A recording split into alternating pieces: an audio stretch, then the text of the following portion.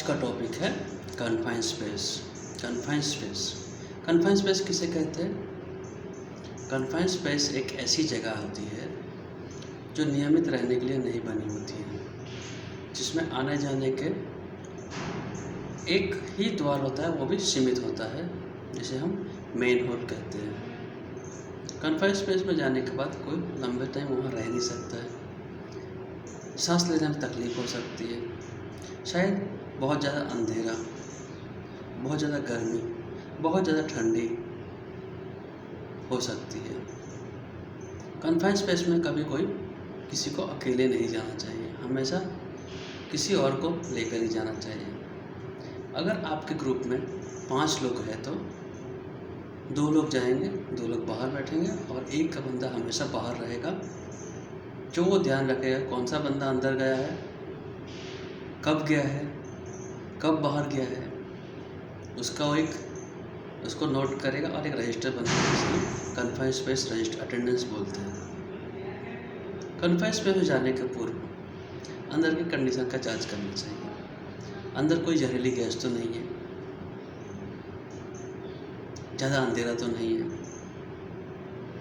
पहला तो हम जहरीली गैस के बारे में बात करते हैं। अगर जहरीली गैस है तो किसका कितना लेवल है। सबसे पहले हमें सांस लेने के लिए ऑक्सीजन चाहिए। ऑक्सीजन की मात्रा कितनी है वो भी हमें जांच करना चाहिए। सामान्यतः पर्यावरण के अंदर 21% ऑक्सीजन है, लेकिन कन्फाइंड स्पेस के अंदर काम करने के लिए हमें ऑक्सीजन का लेवल 19.5 से लेकर 23.5 के बीच में होना चाहिए।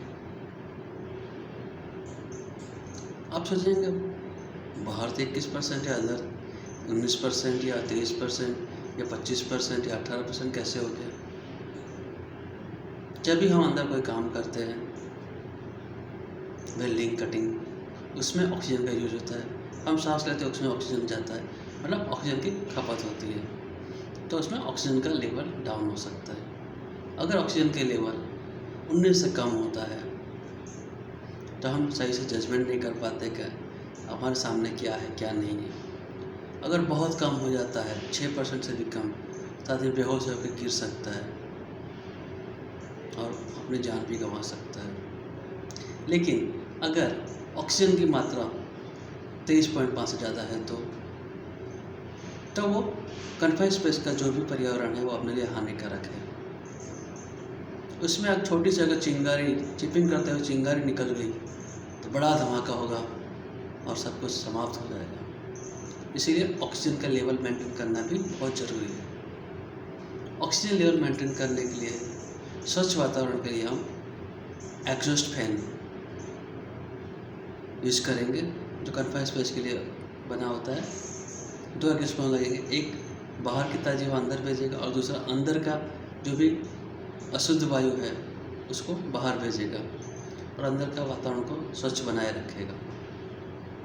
दूसरा, बहुत ज़्यादा अंधेरा है तो अंधेरे में हम देख नहीं पाएंगे, तो काम भी नहीं कर पाएंगे। तो हमें काम करने के लिए 24 वोल्ट का ही बल्ब का यूज़ करना है। आपके मन में ख्याल आएगा, घर में तो हम 240 वोल्ट का यूज़ करते हैं, वोल्ट का बल्ब यूज़ करते हैं, और यह 24 वोल्ट का है, दिखेगा कैसे? बता देना चाहता हूँ कि रोशनी की तीव्रता वोल्ट पे नहीं बल्कि वाट पर होती है।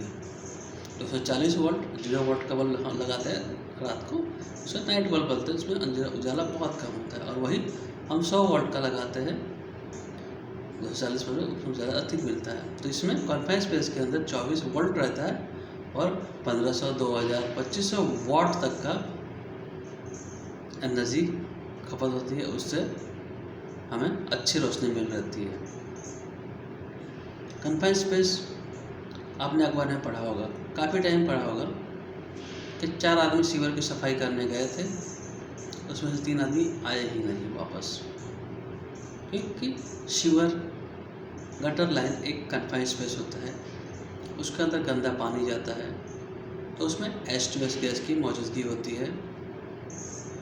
और H2S का दूसरे एक जहरीला गैस है जिसका सांस में जाने से आदमी का बदन एसिडिक हो जाता है और शरीर में एसिड बनता है और आदमी बेहोश, जलन होती है, आदमी जान गंवा सकता है क्योंकि हमें ऑक्सीजन की ज़रूरत होती है।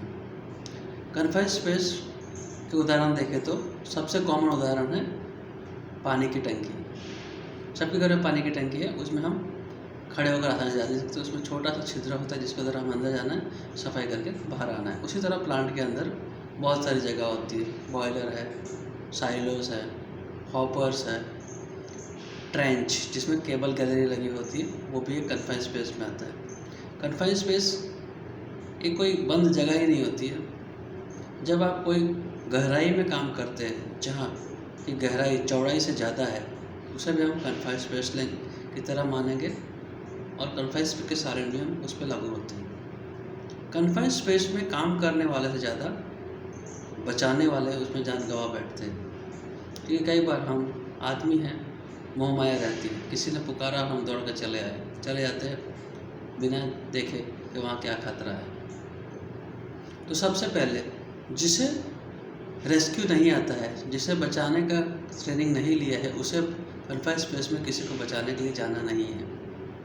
वही बंदा जाएगा जो पूरी तरह से ट्रेन है। SCBA set, self breathing apparatus पहन कर ही जाना है। जैसे गोताखोर समुद्र में जाता है तो ऑक्सीजन का बॉटल लेके जाता है, वैसे ही कन्फाइंड स्पेस के अंदर भी काम करने के लिए ऐसे ऑक्सीजन की बॉटल प्लांट में अवेलेबल होते हैं, उसको लेकर ही जाना है। तो मैं समझता हूँ कि आपको कन्फाइंड स्पेस के बारे में बहुत अच्छी जानकारी मिल गई होगी। अगर आपके मन में कोई भी डाउट या क्वेश्चन है तो आप मुझे कमेंट में पूछ सकते हैं। आपके जवाब के साथ मैं फिर हाजिर होऊंगा। धन्यवाद।